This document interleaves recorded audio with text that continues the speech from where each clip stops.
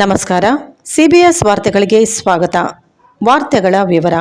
ರೆಡ್ಡಿ ಯುವಜನ ಸಂಘದ ನೂತನ ಅಧ್ಯಕ್ಷರಾಗಿ ಉಮೇಶ್ ಸಿಂಗನಾಳ ನೇಮಕ. ಗಂಗಾವತಿ ರೆಡ್ಡಿ ಸಮಾಜದ ಯುವಜನ ಸಂಘದ ನೂತನ ಅಧ್ಯಕ್ಷರಾಗಿ ಉಮೇಶ್ ಸಿಂಗನಾಳ ಆಯ್ಕೆಗೊಂಡರು. ಗುರುವಾರದಂದು ಖಾಸಗಿ ಹೋಟೆಲಿನ ಸಭಾಂಗಣ ಒಂದರಲ್ಲಿ ಜರುಗಿದ ರೆಡ್ಡಿ ಯುವಜನ ಸಂಘದ ಪದಾಧಿಕಾರಿಗಳ ಆಯ್ಕೆಯ ಸಂದರ್ಭದಲ್ಲಿ ರೆಡ್ಡಿ ಸಮಾಜದ ಹಿರಿಯರಾದ ಜಗದೀಶಪ್ಪ ಮತ್ತಿತರ ಮುಖಂಡರ ನೇತೃತ್ವದಲ್ಲಿ ಈ ಕೆಳಗಿನಂತೆ ಪದಾಧಿಕಾರಿಗಳನ್ನು ನೇಮಕ ಮಾಡಿ ಆಯ್ಕೆಗೊಳಿಸಲಾಯಿತು.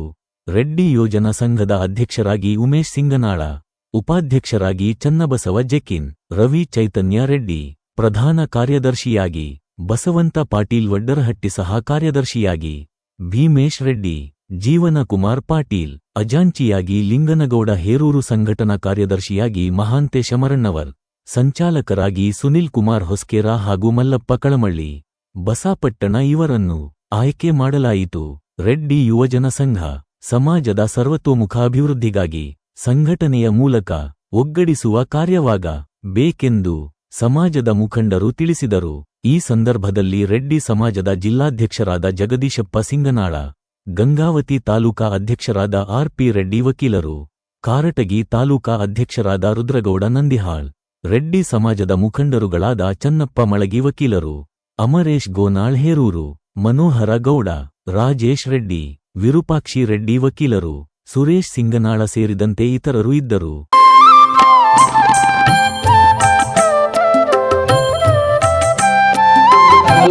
ಸಹಕರಿಸಬೇಕು. ನಮ್ಮ ಬೆನ್ನೆಲುಬಾಗಿ ನೀವು ನಮಗೆ ಸಹಕಾರ ನೀಡಬೇಕು. ನಮಗೆಲ್ಲರಿಗೂ ಶುಭಾಗಲಿ, ಒಳ್ಳೆಯದಲ್ಲಿ. ಜಯ ಪದಕಂತ ಬಸವರೆಡ್ಡಿ ಶ್ರೀರಾಮನಗರ್,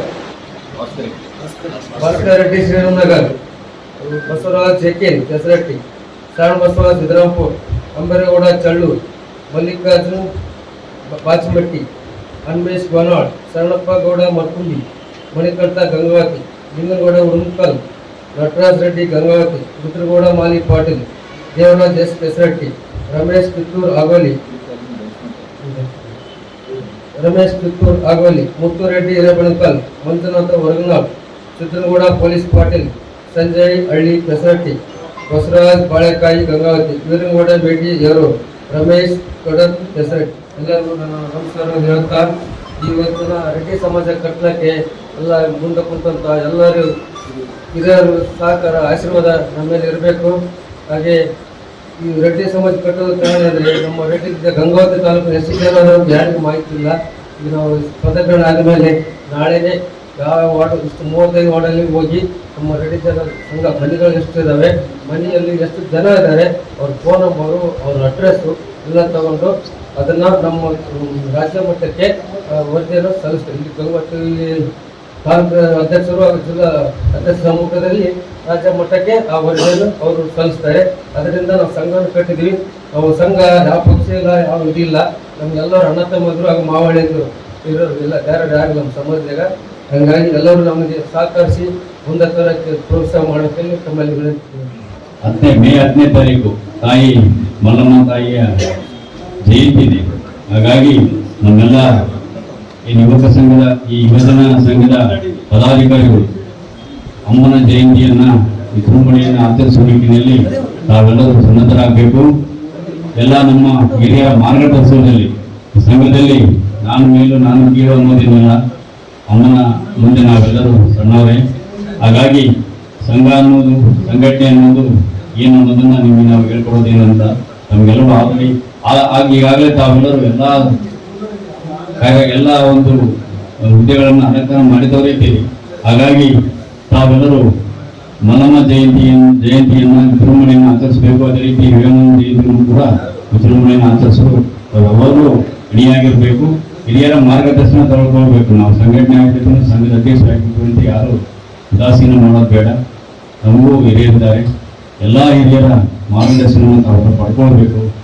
ಏನು ತಿಳಿಯಿಲ್ಲ ಅಂದರೆ ಕೇಳಿಕೊಂಡು ಅವ್ರು ಏನು ಹೇಳ್ತಾರೆ ಅವರ ಮಾರ್ಗದರ್ಶನದಲ್ಲಿ ತಾವು ನಡ್ಕೊಳ್ಬೇಕು. ಅವ್ರು ಹಾಕಿಕೊಟ್ಟ ಮಾರ್ಗ ಈಗೇನು ಹಿರಿಯರು ಶರಣರು ಏನಿದ್ದಾರೆ, ಮಾತೆ ಮಲ್ಲಮ್ಮ ಇರ್ಬೋದು, ಏನಂದ್ರೆ ಇರ್ಬೋದು, ಅವ್ರ ಆದರ್ಶಗಳನ್ನು ಎಷ್ಟಾದರೂ ಸ್ವಲ್ಪ ಆದರೂ ನಾವು ಅಳವಡಿಸ್ಕೊಳ್ಳೋಣ. ಜೀವನದಲ್ಲಿ ನಾವು 100% ನಾವು ಅಳವಡಿಸೋಕ್ಕಾಗದೇ ಇದ್ರು ಸ್ವಲ್ಪ ಆದರೂ ಅಳವಡಿಸ್ಕೊಳ್ಳೋಣ. ಅದೇ ರೀತಿ ತಾಯಿ ಮಲ್ಲಮ್ಮ ತಾಯಿ ನಮ್ಮ ಸಮಾಜಕ್ಕೆ ಬಡತನ ಬರಬಾರ್ದು ಅಂತೇಳಿ ಶ್ರೀಶೈಲಿ ಮಲೈ ನಂತರ ಹೊರ ಬೀಳ್ಕೊಂಡಿದ್ದು ಆ ತಾಯಿ ಆಶೀರ್ವಾದದಿಂದ ಏನು ನಾವೆಲ್ಲ ಚೆನ್ನಾಗಿದ್ದೀವಿ.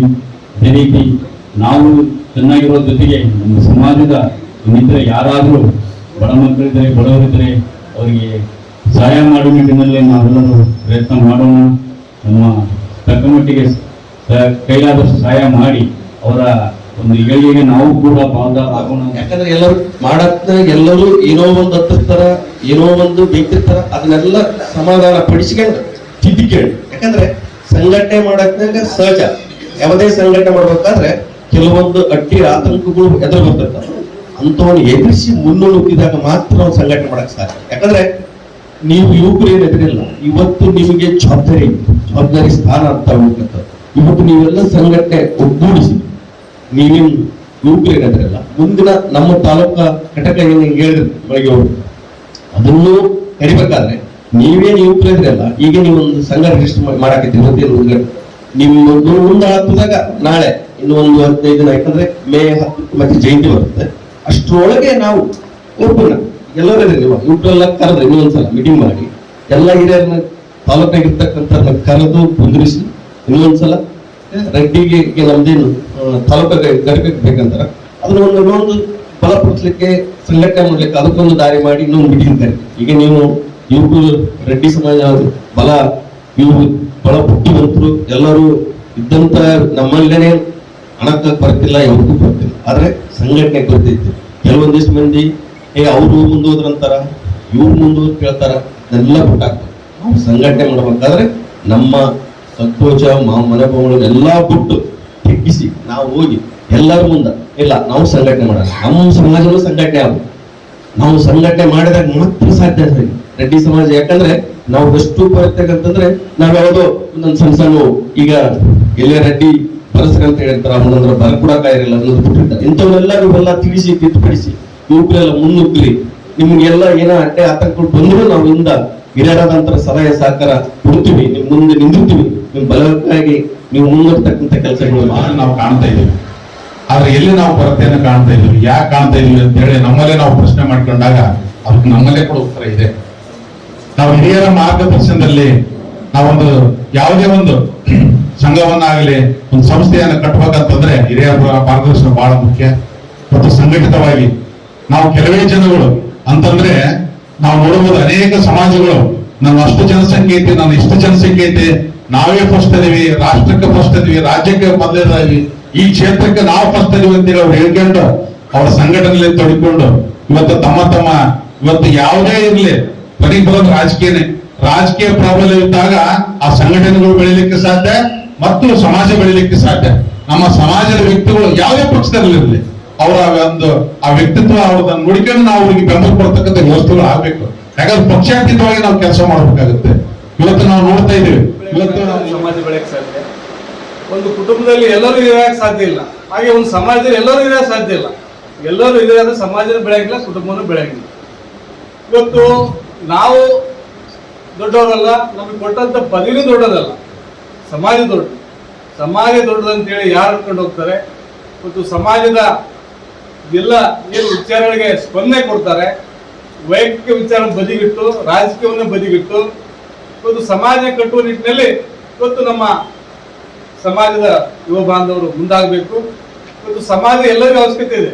ನಾವು ಅಂತಿದ್ವಿ ಈಗ 10 ವರ್ಷದಿಂದ ನಮ್ಗೆ ಯಾಕೆ ಬೇಕಪ್ಪ ಲೀಡರ್ಗೆ, ನಾವು ಎಲ್ಲರೂ ಲೀಡರ್ ನಮ್ಮ ತನಕ ಯಾರು ಬರ್ತಾರೆ ಅಂತೇಳಿ.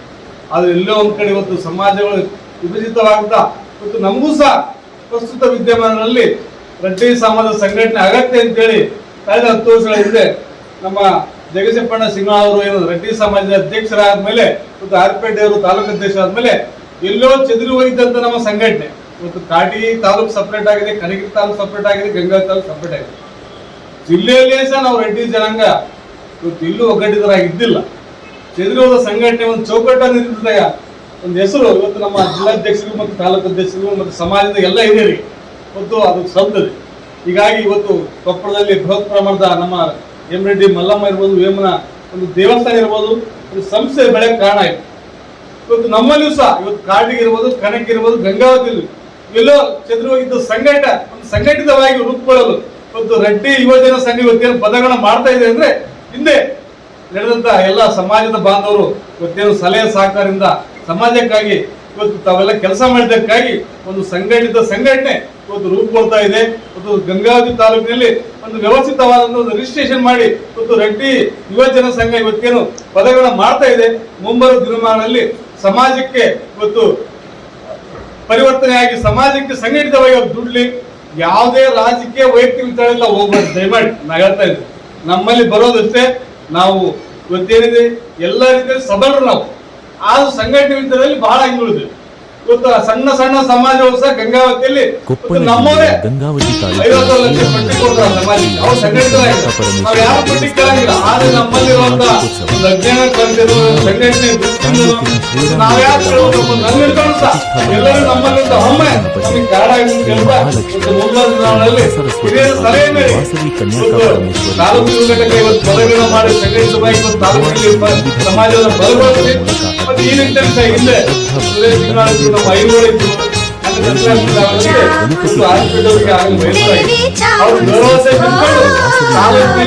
ಎಲ್ಲರನ್ನೂ ಕರೆದುಕೊಂಡು ಹೋಗುವಂತ ರಾಜಕೀಯ ರೈತ ವ್ಯಕ್ತಿನ ಒಂದು ಸಮಾಜದ ತಾಲೂಕು ಅಧ್ಯಕ್ಷರಾಗಿ ಮಾಡ್ಬೇಕಂತ ಹೇಳಿ ಈ ನಿಟ್ಟಿನಲ್ಲಿ ಜಿಲ್ಲಾಧ್ಯಕ್ಷರು ತಾಲೂಕು ಒತ್ತಾಯ ಕಾರ್ಯಕ್ರಮದಲ್ಲಿ ದೇವಸ್ಥಾನ ಸಮಿತಿಯ ಅಧ್ಯಕ್ಷ ಎನ್ ನಾಗಮೋಹನ್